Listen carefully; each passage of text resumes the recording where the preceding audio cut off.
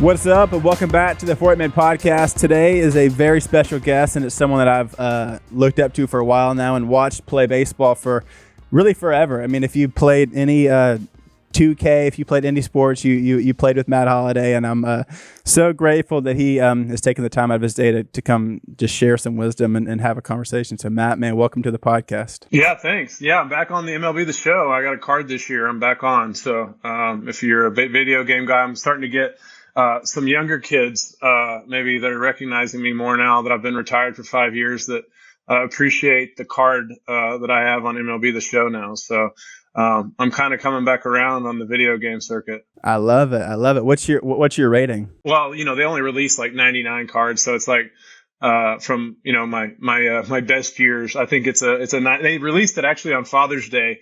They released a Jackson card and my card on the same day. So my 10-year-old and then my 16-year-old and then Jackson, they're all trying to, it cost me like $40, I think, to get both of us. So, it was, these guys have to buy these stubs and then they buy your card. And I'm thinking to myself, shouldn't we get ourselves for free? But, instant gratification. They needed them right now. You do. I know. Well, yeah, no, you definitely should get that for free. I feel like you've definitely earned that for sure. Well, if you're a baseball fan, then you definitely know who Matt Holliday is. And I was going to kind of make a joke of like, if you don't know Matt Holliday, then you're not a baseball fan. But even just more than that, you're a husband and father. You help coach now at OSU. 7-time All-Star. You're a World Series champion. You have such a credible list of baseball. And man, I just, like I said, being someone who played baseball growing up, you're an inspiration. So I'm really just thankful that you've taken the time to chat. Yeah, my pleasure. I'm happy to be on. Obviously, I've known your father-in-law Willie for a long time, and really respect him and y'all's family and the work you're doing for the Lord through a lot of different friends, and we have a lot of mutual friends. So I'm excited to come on with you. Awesome, man. Well, thank you so much. So, there's obviously you played professional in the big leagues for 15 years, but even before that, you played basketball and football. You were offered to go play football at OSU. How, what all sports did you play growing up, and why do you feel like? I mean, maybe not why do you feel like? Why did you end up choosing to go baseball? So I played football and basketball as well as baseball, obviously, and I love to play. I love to compete. I love sports. Still to this day, I love to go out and compete and be outside and play and compete and stuff. But my dad was a baseball coach and is still, was as recently as this summer coaching in the Cape Cod League. So I grew up in a baseball family. My uncle's a scout. My brother is here now as the head baseball coach at Oklahoma State, and so baseball kind of runs in our family. So. And having the opportunity to play football and baseball in college, it was a little bit of, I was a little torn. And when I ended up going ahead and signing pro baseball with the Rockies instead of coming to Oklahoma State to play football and baseball, it was a difficult decision. But I think, even remembering back to being a little kid, I think the Lord placed in my heart that I wanted to be a pro baseball player. And my dream was to play in the major leagues. And every time, in school, they asked you to fill out what you want to be when you grow up. I always wrote baseball player. And so I just think that was something that I'd always aspired to do. And when I got drafted, I had two really good options and going to college, playing for my dad. I would have played 1 year with my brother, or signing pro baseball and kind of pursuing my dream of playing Major League Baseball. I ended up doing that. But it doesn't mean I didn't think about it a few times of what it had been like to play football in college and played for my dad and with my brother. But it felt like the right thing at that time. And thankfully, through some trials and some struggles in the minor leagues, was able to make it to the major leagues and had a long career and got a chance to do a lot of really cool things. So I tell people it worked out pretty well, but that doesn't mean that it wouldn't have been a great experience to go to college and play two sports either. Yeah. So your dad was the coach at OSU when you were in high school? Yeah, my dad was here as an assistant to Gary Ward for 19 years, and then took over as the head coach for 6 years. And my brother actually played for both. He kind of was in the crossover from Coach Ward to my dad. So I would have played for him with my brother. So, like I said, it would have been really neat. But Yeah. obviously, stubborn 18-year-old Matt Holliday wanted to go play pro baseball and thought I was ready and went out and pursued that dream. Well, it's crazy because I mean, you had that opportunity. Then Jackson, like you said, you said your brother's the coach there now, right? Yeah. Yeah. So he could have gone to OSU to play for his uncle. Just y'all's family ties there are pretty cool. And then even both how you like you said, you and Jackson both decided to go play pro ball instead of going to Oklahoma State. Yeah, I mean, his decision was a lot easier than mine. I mean, when you're the first pick in the draft and they offer you $8 million, it's a lot easier than mine in the seventh round. It was good. It was good money at the time. Like it was. My dad said you can sign for $500,000 after taxes, and that's exactly what they gave me. Yeah. So it was good money. It was a good solid base for me to start my life, as far as, to put that away. But, Jackson, there's not much better you can do in going to college than being the first pick. So nobody around our family or around here, put up much of a fight in trying to convince him that the better option was playing college baseball. Yeah. So what you're saying was if you were in his shoes, it would have been less of a dilemma to go on to play for your dad and play football. Yeah, I mean, again, like when you're the first pick and you get that kind of money, I don't think that there's anywhere to go but down. If you go to college. Sure. So it was obviously a really cool experience watching him get to be the first pick and to get a chance to go and do and chase his dreams. So he's off to a great start but yeah, it was a different decision for him than me. Well, man, even just, hearing you talk and, following you on social media and just hearing a lot of the stuff that you put out, you really prioritize your family, your wife, your kids and your faith. Is your faith specifically something that, you always had growing up, or was that something that you found throughout your life? And how did your faith kind of help impact those early years when you got drafted? Yeah, so I didn't really grow up in church. My dad was a baseball coach here. We on Sundays we just didn't go to church. He was coaching baseball, and so I always felt that there was God. I felt presence. I felt that God was after my heart. I didn't know much about Jesus, and so I was. I remember as a kid pondering, like what my purpose is. Why am I here? Like how do I make sense of life at times? And so into the minor leagues, I had some really cool mentors, some older guys on teams that ended up kind of taking me under their wing, inviting me to chapel, starting to speak life and to me through Jesus and like what that was all about, and got me interested in reading my Bible. And so really, about that time I met my wife and she was kind of coming back around. She grew up in church and then kind of started to develop her own faith around the time we met. And so I would say right about 19, 20 years old is when, I was saved and started to kind of pursue my relationship with Jesus. I was very young in the faith. I didn't know anything about the Bible. I didn't even know the popular stories, very well. So, I started to study the Bible. I started to be mentored by God placed a lot of people in my life, both in the minor leagues and the major leagues, pastors, friends, chaplains. So I had a lot of great mentorship and a lot of great discipleship from a lot of different people. And so that's kind of shaped my faith and who I am today. I had a lot of tremendous teammates in the major leagues, guys like Adam Wainwright and Lance Berkman and a lot of guys that poured into me and that we were able to sharpen each other. And we had a couple Cardinal teams where we'd have 15, 20 guys in Bible study. And so I've got a chance to be around a lot of great men of faith that have influenced my heart for Jesus and have helped me in my parenting and my husband being a husband and a good husband. So all that to say is I wasn't really raised in church, but God pursued me and Jesus has been a huge part of my life and he is the rock of my life. And then out of that flows of my desire to be a great husband and a great father, and for my kids to love Jesus, to know about Jesus, to expose them to great teaching and try to make sure that it is their faith, but we want obviously as parents to present that in a way that God honoring.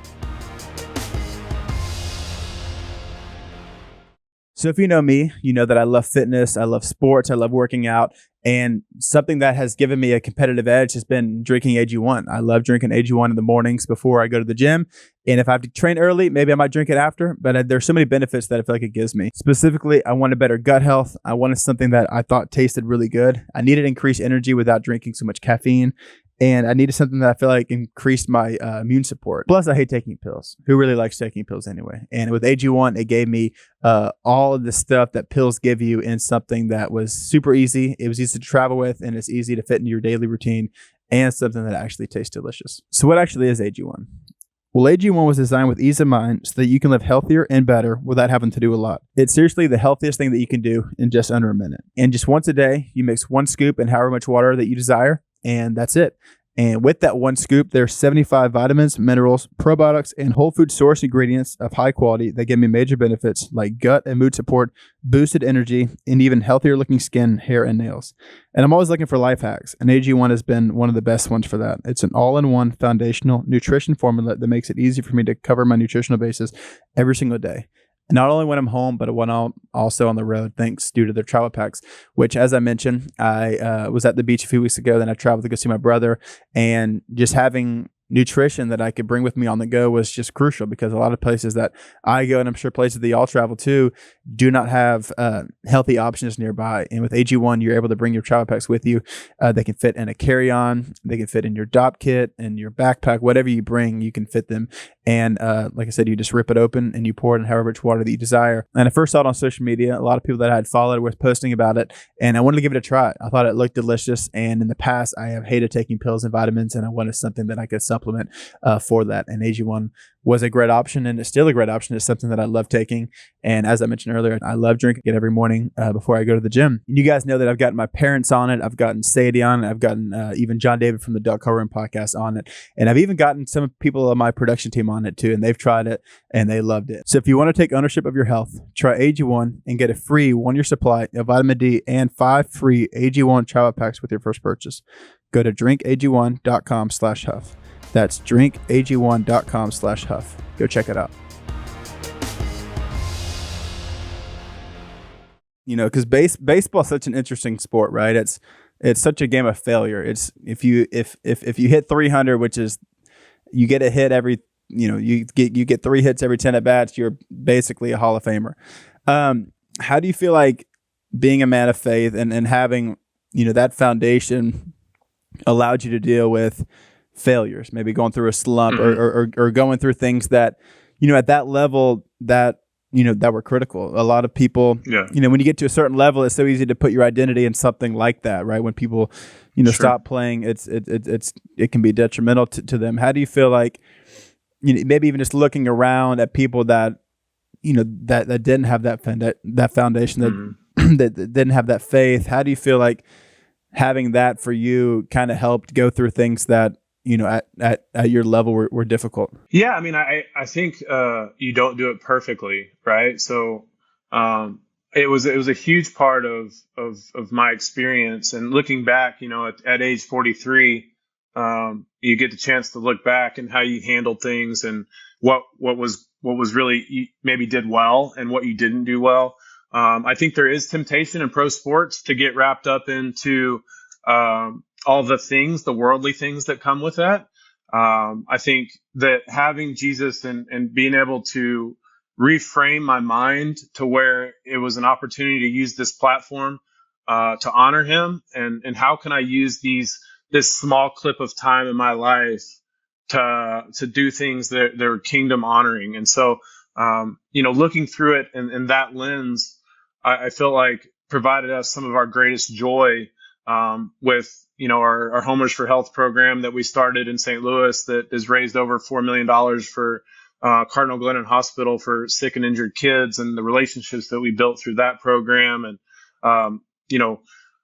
that was a huge sort of joy, and while it was very difficult to see, and you make friends with families and kids that sometimes didn't make it, that's very difficult to walk through those things. It was also very rich for our souls to be using a platform to help others. And so I think that the perspective that following Jesus offers you in pro sports does allow it to be more fun. It allows it to be more joyful.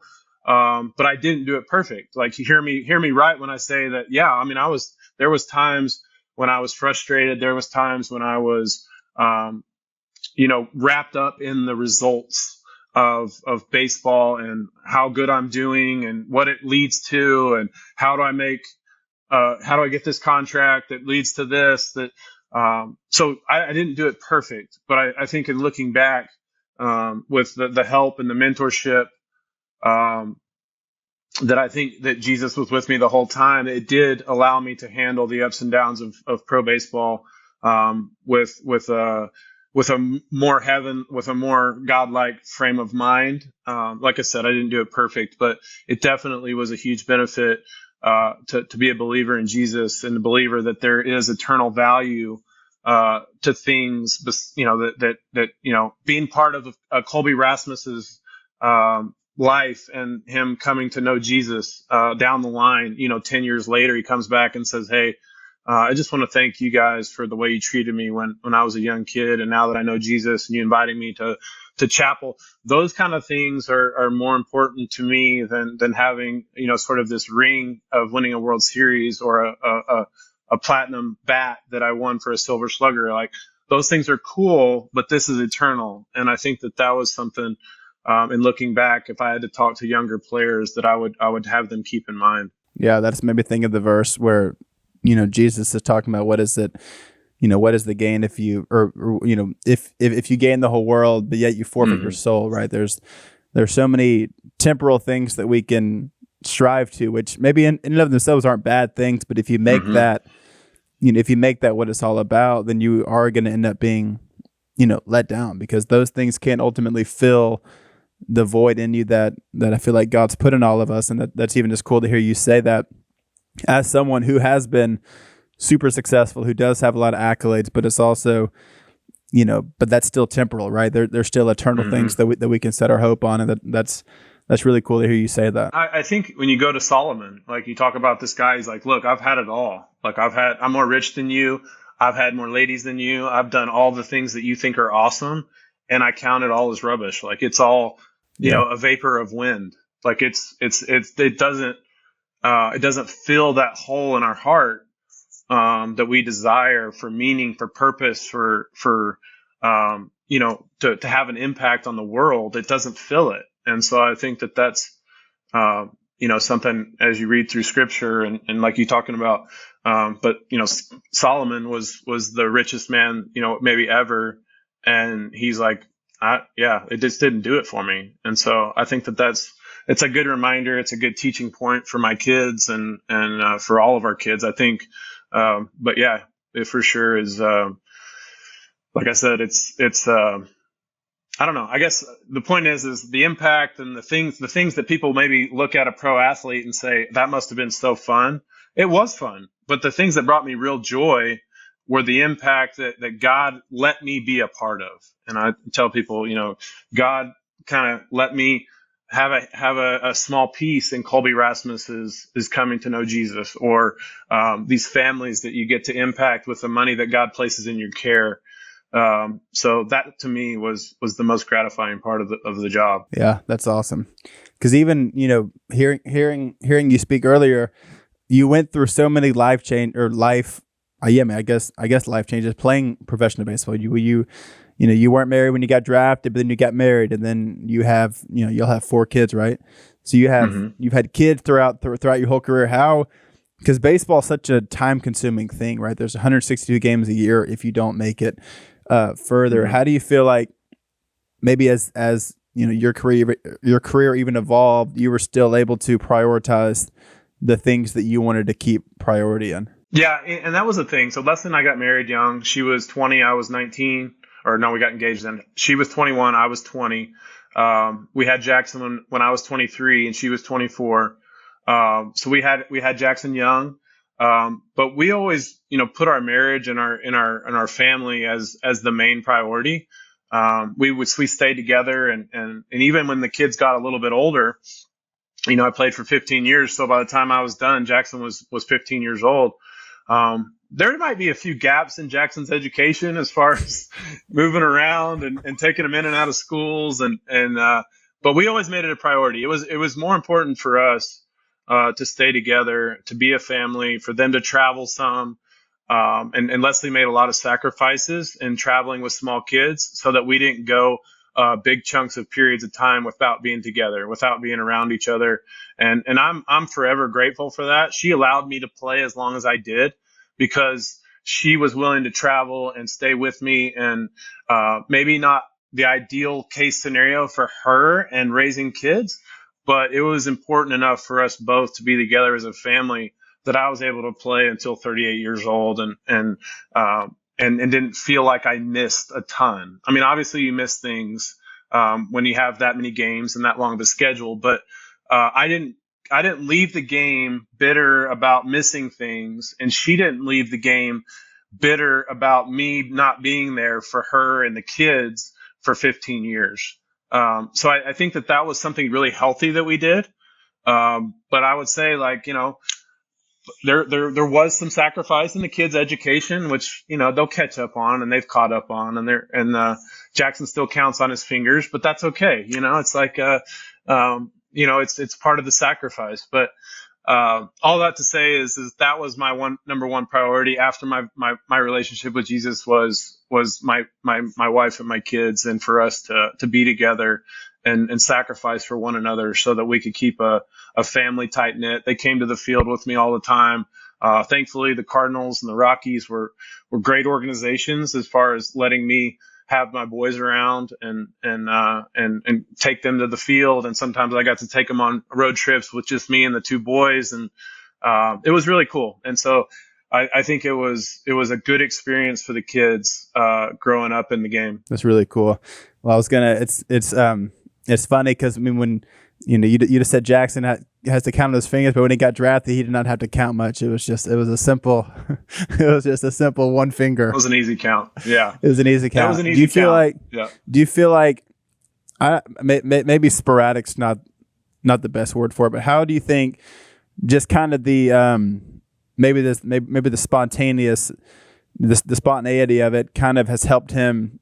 Because this is his first year in pro baseball. How do you feel like just kind of that spontaneity has already helped him with what he's doing now? I mean, he's in AA and he's absolutely crushing it. Yeah, I think it prepared him well. He got to see a lot of things. He got to see tremendously talented players who worked really hard, who turned out to be great. He got to see talented players who didn't have a tremendous work ethic, that didn't really fulfill their potential. He got to see dynamics in a locker room of leadership and servant leadership, and were guys that were maybe a little bit more entitled and guys that were very humble. He got to see kind of behind the scenes of pro sports at a young age, and even at a 14, 15-year-old age, where he was old enough to really understand what was going on. I definitely think it helped him understand what it takes and sort of the lifestyle and how to he's always been a very mature firstborn, very mature kid that his brain is super mature as far as handling failure and how to process and compete. And so I definitely think the growing up in the pro lifestyle and traveling and staying in hotels and all the things that he got to experience as a kid has benefited. First of all, it allowed us, I think, to trust that he was in a good spot to sign a professional contract at 18 years old. We tried to prepare him as much as we could on the last year and a half of, hey, this is how you do this. These are the little things. Make sure you can cook well enough to take care of yourself. So just trying to make sure that we could do everything as parents to prepare him when this looked like it was going to be sort of what was going to happen. But he's a great kid. He's very humble. He's very mature. And so it's definitely been a big part, I think, of his success. But he's a very aware and has noticed, and he's a kid that takes everything in. He doesn't talk a ton, but he's very, paying attention. As that, even just before the podcast, we were talking, you have another son, Ethan, who's in 2025, he's the number one ranked player in 2025. Did you ever think that you would have two sons who would, be as good as good at baseball as they are? I don't know that I ever thought about it that far, but I always knew that they loved baseball. And I always told them, even when they were little, like, I'll pitch to you all day. I'll hit you ground balls all day. If it's your idea, if you love it, if you want to be out here. If you don't want to be out here, then I don't want to be out here. I'm not going to force you to play or to work hard or to do the extra, what it takes. But here, if this is what you love, then we know what it takes, and I'll help you get to what you want to do, and do everything in my power to support you. And we take them and spend the money to travel and to play in all these games because they love it. And so I guess I never really thought far enough. I always knew they were talented, and pitching to them and hitting them grounders and watching them play. They were talented and they loved it, which I knew was a good combination, because in baseball, if you love to practice and you love the day in, day out grind of it, then you have a chance to be really good. And so the combination of God-given ability with their desire and passion to play it, I knew that this could be something that they could pursue professionally. And so it's been fun. Like, shared passion with your kids makes it that much better, right? If they were passionate about drawing, I probably wouldn't be able to participate. I'd have to hire somebody else. Or they were passionate about playing the guitar, I wouldn't get to participate much in it. But the fact that they're passionate about something I'm passionate about it makes it a lot of fun. So it's been enjoyable. And then we have Reed and my 10-year-old who's starting to really get into baseball. He doesn't remember my career, but he thinks Jackson's super awesome.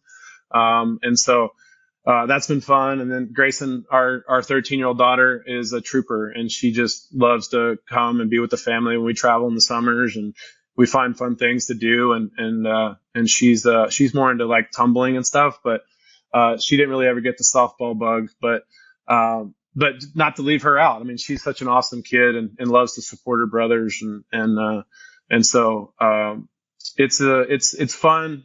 Like I said, to share a passion with your kids. But did I know that they were going to be, a potential number one pick, and then Ethan in the top of his class? It's always hard to say that, but Yeah. I do love their passion for the game. Yeah. Well, even just aside from baseball, I feel like I'm just going to assume that you're a super competitive person.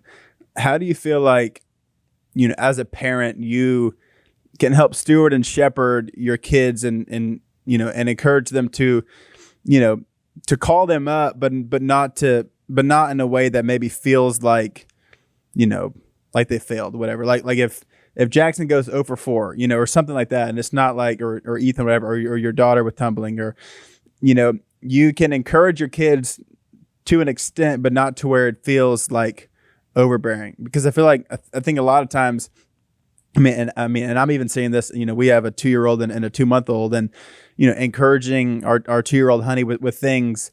But I'm also like, but I know that you could do more, but it not coming off to a point of where it feels like, it's not enough. How do you feel like you've stewarded your kids in a position to where, you've encouraged them, with what they're great at, but you also call them up to their potential, but not making them feel like they're not doing enough, if that makes sense?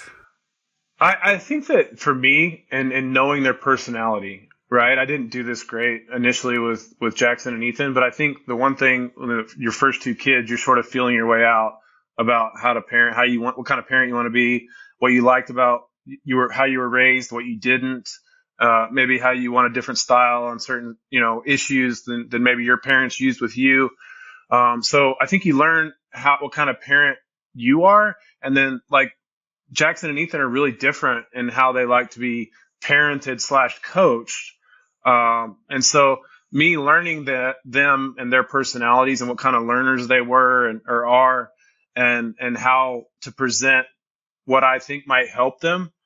I might have to do it differently with both of them. And so, and then even Grayson and Reed as well.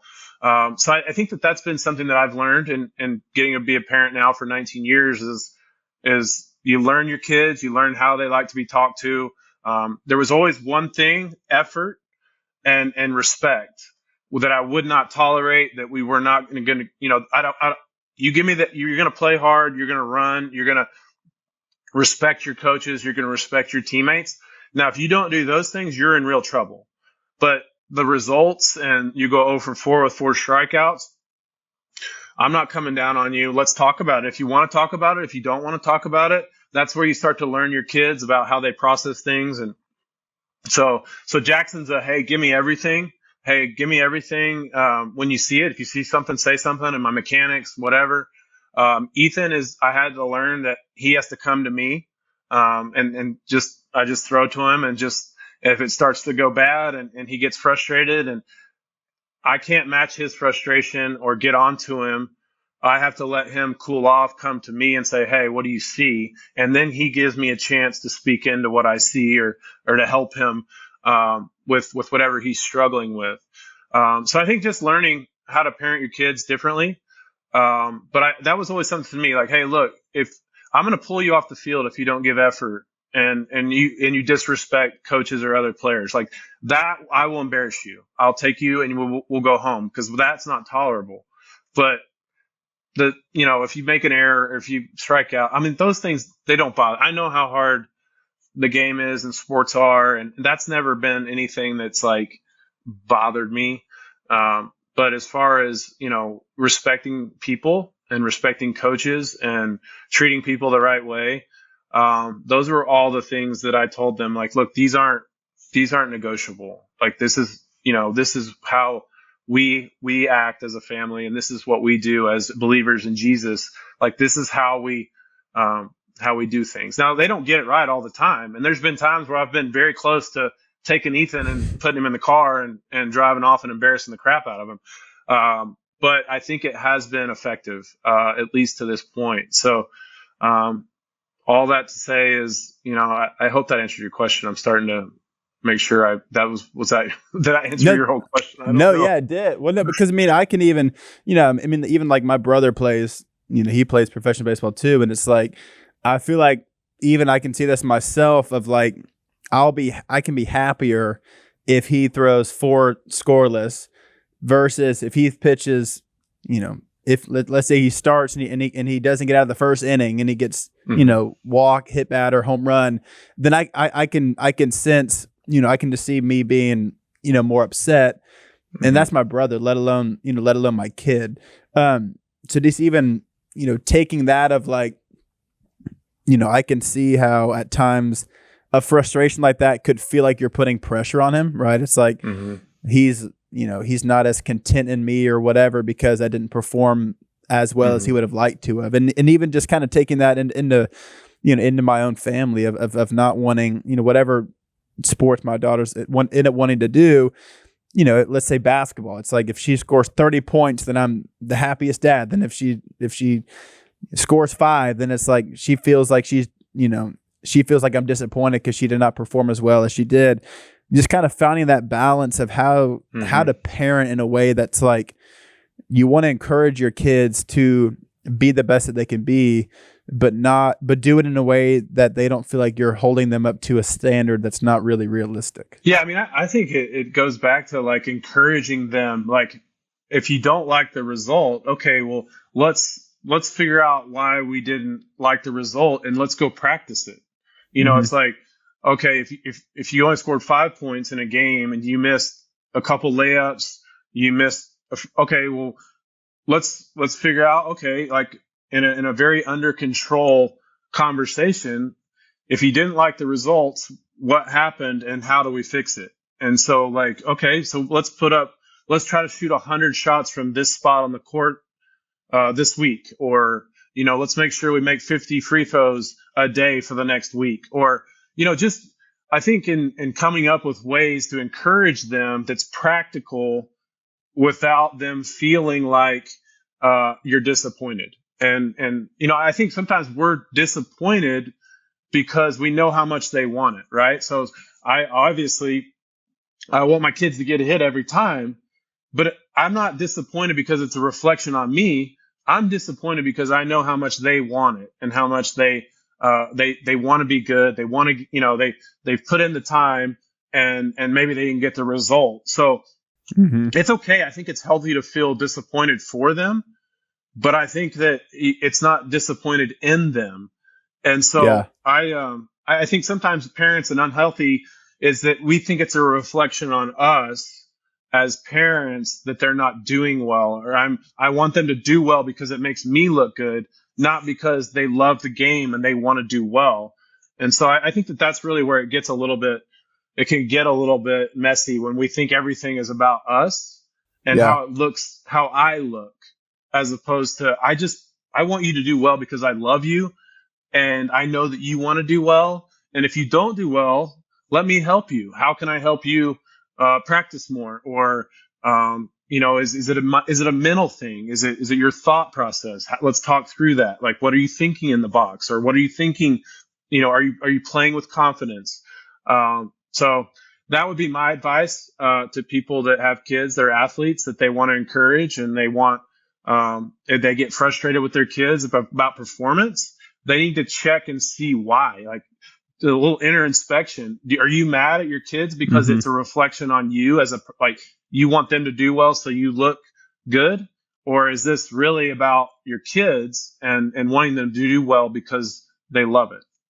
Yeah, that's so good. There really is such a distinction between, yeah, being disappointed for them versus being disappointed in them. And I think, Mm-hmm. yeah, I think sometimes baseball can really breed that such like a, because there's a lot of baseball players with a lot of big egos, right? That's like, Mm-hmm. it can be such an egotistical thing. And I mean, even from what I played, I mean, I saw that as like, people, especially parents, can find such an identity in their kids' success, especially, with something like baseball. It's like, if little Johnny does so good, then they're going to come up and congratulate the parents. And then like that just breeds Mm-hmm. such a thing on your kids that, they can't handle that weight. And hearing you kind of delegate that, it's really cool to really break down that difference between, yeah, you are disappointed for them because you know that they want to do well. They work super hard versus being disappointed like at them. There's a Mm-hmm. difference there. Yeah, I mean, I think that that's, again, like, I think I have experience that maybe some parents, so I have compassion for parents. I mean, I know how hard baseball is. I know the frustrations that came along. So I feel like I can speak from a place of experience to my boys that might be a healthier place than somebody who never played. Um, so I get it. Like, I know that it's difficult at times because a lot of these parents spend a lot of money in trying to get their kids in these tournaments, and they spend a lot of their time and money in travel baseball or travel sports, that it's almost like they want the return of the kid being good enough to get a scholarship. So somehow it was worth it to put all the time and money into it, that they need the return on their money and time of being a professional or getting a scholarship to a good school so that they don't have to pay for college.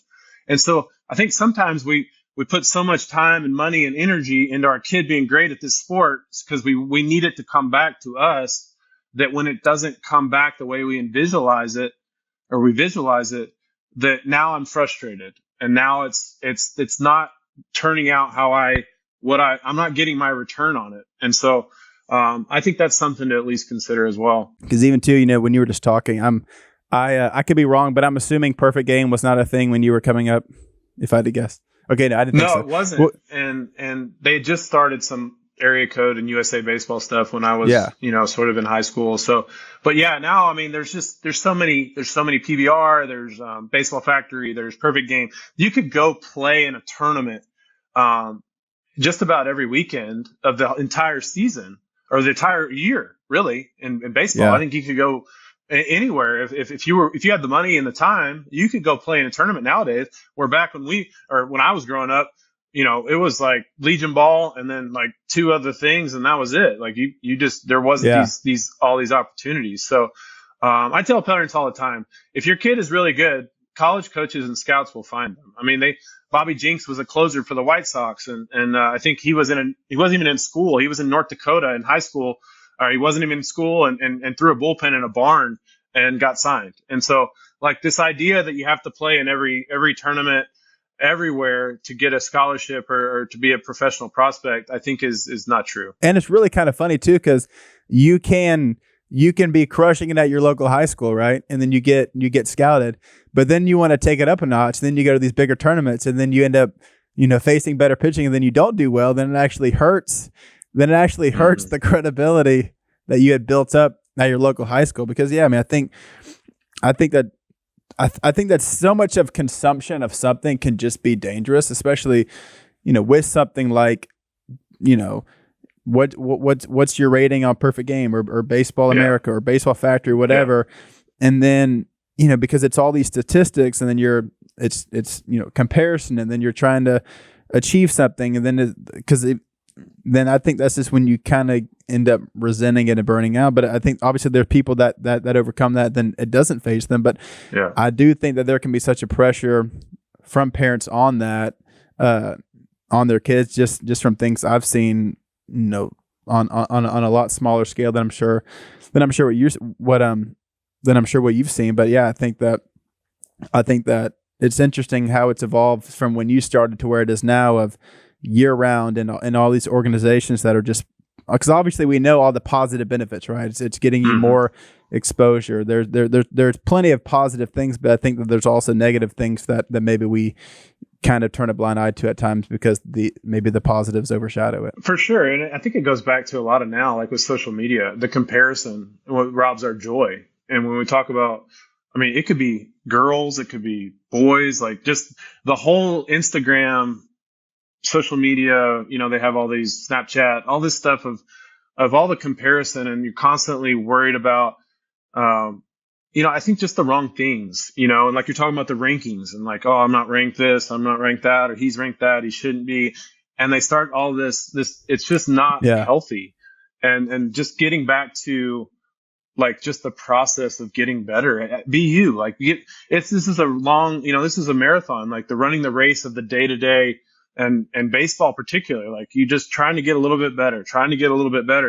But, nowadays, it's just so much of looking at Instagram and looking at this and looking at that. And I think in life, kids in general, this is a difficult time with comparison, with so much social media and I don't know. I think at least for me and for the kids, like, I just encourage them, like, just be where your feet are. Like, just stop worrying about everybody else. And, it's easier said than done, I think, with young people now, because this is kind of what they've grown up into. But I don't know that it's very healthy. Man, for sure. Because I mean, and I want to ask you this next question, but even, just hypothetically, like your son Ethan, who's ranked number 1, if that was you, right, then you go and have a bad tournament, and then you drop to 4, then it's like almost like chasing a thing of like what was, and it's like, but then you're in your head of, of why'd I do bad that tournament? How can I get back to the top or whatever? Like things like that can breed, especially, when people are 15, 16, 17, like, especially with social media and with all these different platforms, like it can be such a, earlier you said instant gratification. Like there really is something about, just cell phones and all these things that do get that do get you that gratification, that when you lose it, it's almost like you're just so desperate to kind of get it back. Well, not only, man, are you a coach with your, with your sons and with your, just with your family, but you're also a coach at OSU. What do you feel like has been, for you, one of the most fundamental tools that you've kind of helped these guys that you are help coaching and leading become men? I think the coolest part, I mean, I love baseball and I love talking hitting and the mechanics and the fundamentals of hitting. But I think that probably the most gratifying and the thing that I've enjoyed the most is we started a Bible study on Sunday nights at our house. And it started out with a few baseball players, and it's kind of blossomed into 30 or 40, primarily athletes, from the campus, that come to our house on Sunday nights, and we make them dinner, and we cook food, and Leslie and I lead a Bible study, and they hang out, and the relationships that have been built through that, and the opportunity to mentor young people that at that age, the kind of first time away from home. You're talking about 18 to 23. Some have zero faith background. Some are very churched. Some are pretty mature in their faith. And so just kind of this variety of kid that come into our house on Sunday nights, and Leslie and I have had an opportunity to speak into their lives and be a part of their lives and offer them an open door policy where they can come to our house and anytime they need, has been really cool, and something that I've really loved and has really been fulfilling. And not playing ball anymore, and you're looking for something that, to have job, to have impact on people. So that's been my favorite part. That's been the part that is most fulfilling. But like I said, helping young guys understand what it takes to be a pro. A lot of them come here, they want to be pros. With their mouth, they say, I want to play Major League Baseball, and being able to show them and teach them how to back that up, because a lot of them say it, but there's sacrifice involved, and putting your actions and your behavior where your mouth is something that some of them have to understand, right? Like, you have to do extra. It's a holistic approach to being a great athlete, to being a great baseball player. You say you want one thing, but your actions show me that you don't really want that. And so that's been fun for me to kind of give them some tough love sometimes when they need it, about matching their actions with their what they want out of baseball and what they want out of their time here at Oklahoma State. So that was something that I've really liked, and being a part of. But just being part of their lives and giving them a place to hang out if they need to hang out, to get away from campus a little bit, or they need to come fish in the pond, or come play basketball, or just come out to the house and swim, or just being part of their lives and giving them a little bit of support away from home has been something that we've really, really enjoyed. Yeah, that's so cool.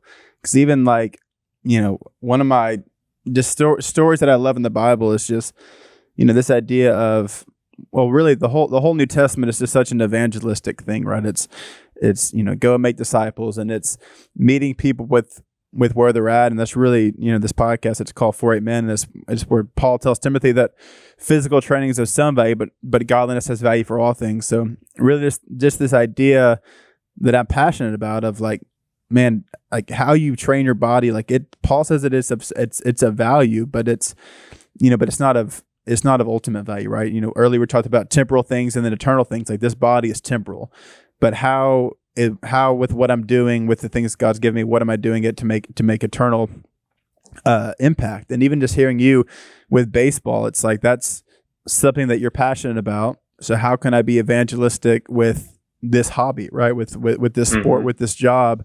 How can I meet people with with this thing that we share? Like you talked about earlier, if your sons love to draw, you wouldn't really have much to relate to it because you don't draw. Or same with the guitar, but with baseball, you're able to talk about Jesus in a way with people that are like-minded as you, and it's cool to see you kind of have that same evangelistic spirit while mentoring guys that are playing baseball, because that's what they're passionate about. But how can you also how can you take that passion for baseball and make it be also about Jesus? What's more important? Is it more important to win a World Series, or is it more important to raise money for your local hospital and lead people to Jesus? If it's a World Series, then maybe you might need to realign your your perspective on things and kind of what you're pouring your time into. Because I think that sometimes we can get so wrapped up in in worldly things that we do lose sight of of the eternal things that you talked about. So it's cool to see you talk about just the ways that you've really lived out baseball, and just the faith that's come from that, and just the lessons that you made, and the relationships that you've had, and the people that you've led to Christ through baseball. Yeah, I mean, I just think that, it's not really an option. Like when Jesus talks about going and making disciples, like when you've been saved, like it's not, hey, maybe you should go and share the good news or go and tell people or go and make disciples. Like it's a commandment. And I think that's something like it's a responsibility, I think, as a believer in Jesus for us to be the hands and feet on the ground. And so, I think that that's something that I feel like is God is teaching me, and that's part of who we are. Like that should be the spirit that comes out of us, and that's what people should notice, that there's something different about us. And so that's been, I think that's something that I love about being around young people and earning the right to talk to them about Jesus, and being able to through relationship and through how you treat them, they become interested, or they give you an ear. They give you an ear to hear what you might have to say. Where, if you just come at them sort of cold turkey, like, hey, what do you think about Jesus? That they might shun you away or not want to hear it. But I think in building relationship with them and trust with them, and out of that, getting to share with them about Jesus, I think has been something that has been very effective and more my style. I mean, I think there's some people that are just amazing. Like Adam Wainwright is amazing to go up to a stranger and turn the conversation into, hey, what do you do with Jesus? What do you think about Jesus? And that's sort of his gift. But my gift is I feel like is more relational, and it's more of getting to know people and then being able to share the gospel or be able to bring it up in a way that is more, I guess maybe a longer term relationship. But I don't know. I guess everybody has different gifts, and I'm trying to tap into mine. Yeah. Yeah, it's just, I mean, Jesus says, go and make disciples. Like he doesn't say go and just make converts, right? There's a difference between, like how can you be evangelistic in the way that, even like even you sharing the story with Adam, like there's people that are so gifted at evangelism, but then there's also people that are gifted at relational, and that are gifted at discipleship. And I think that the two really, they really coincide. They go hand in hand. How can you evangelize and how can you share your faith, but also, not just leave it at that, right? How can you daily mentor and disciple guys? Because that's what Jesus says. It's, to teach them and to obey everything I've commanded you. It's not just a one-time thing, right? You're building relationships. You're sharing your faith. You're opening your house. You're cooking meals. There's such a family thing. Like if you read the book of Acts, like that's what they were doing. Like they were living in community with each other, and just, yeah, I mean, you just make disciples. That's what you do. That's really cool. It's people have all different kind of gifts and abilities. Some are more intellectual. Some are more hosting people. Some are more here's the gospel. I'm going to just give you the gospel straight. Some are more pastors or preachers or whatever. Like there's all these gifts that we have, but yeah, the gift of discipleship is one that I think is lacking currently kind of in the church and in our faith. And that's cool to hear you talk about how that's your gift. Cause I think many people don't, because it takes work, right? It takes time and effort to really pour into people and to truly make disciples. Yeah. And there's times where, we live up kind of down on this hill, the people come in our drive, they come down the hill, and it'll be 10:45 at night, and there'll become a car or truck coming down the driveway. And Leslie and I will look at each other like, hey, do you know somebody's coming? No. And it'll be a college couple at 10:45 at night that come down that need to talk and are having relational issues that, they need mentorship on. And so here they come in and we're like, all right, here we go. Sometimes it's not always, like you said, it's not always convenient and it's not always good timing. But that's what we signed up for. And when we said, our house is open to you, there's times where we regret that we said that a little bit, but no, it's been cool to be part of young people's lives. Yeah. Well, and it's just, God can do so much with your yes, right? It's like someone's doing that and you and Leslie are like, well, we're not, therapists or whatever, but it's like, but God's, if you just say yes, God's going to bless that, right? If you show up and you're available and you try to just speak truth and wisdom, He honors that. That's not. I think so often we can be ineffective because we don't think we're qualified. But Jesus, none of us are really qualified, right? We're just, for sure. I mean, if we're born again and if we live by the Spirit, God has equipped us to do these things. Like, we're not really qualified, but I mean, that's what's beautiful. Like in Acts, when they saw Peter and John, they said they were ordinary, unschooled men, and it's like they were astonished. And I think so often, we think we need, more degrees. We need to know more intellectual knowledge, but really God just wants you to be available and just show up and love people well. And I think that's what you're doing, and that's really powerful, because a lot of people have kind of lost that sense of how to do community, right? Then I mean, even for you, it's like you're well known, right? So I'm sure you also have security things as well of who is driving down a road at 11 o'clock at night, because you are well known. But seeing you just be open and available, to open your house to people that need the truth and that need advice and that need wisdom, it's really powerful. Yeah, I appreciate it. Yeah, it's I tell people I'm a people person. Like, I'm not the most outspoken, but I love being around people. And I think that community and being around people and being present and really getting to know people, and in a day and age where, I think the studies show it's like the loneliest time of it's the most connected because of the internet and phones and all this thing, but it's also like when they poll people, it's the most lonely time in man's history. I love to be around people, and I love people at our house, and we love to host people. And so I'm a big relationship guy, and I like having people around. And I love that. Well, we're coming to a close here. Do you have any lasting, any parting thoughts or any parting things? I know that you and your wife doing a ton of stuff, and I know that I saw that you guys have a podcast. Do you have anything that you want to share before we just end it here?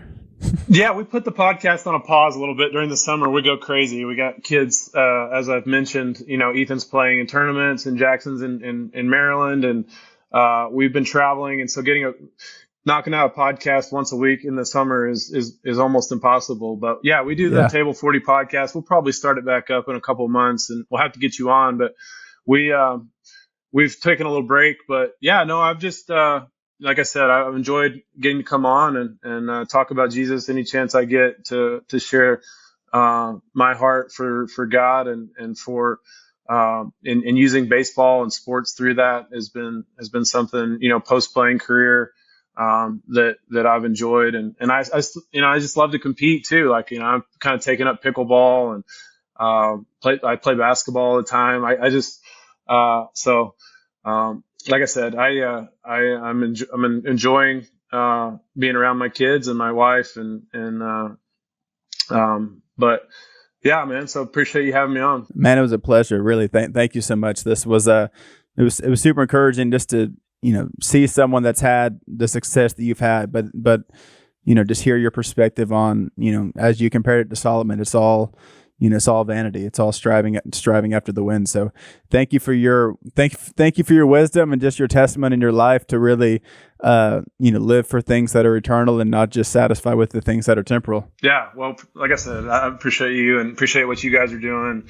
And like I said, we have a lot of mutual friends that speak so highly of you guys, and so thanks for including me. Awesome, man. Thanks so much for joining me.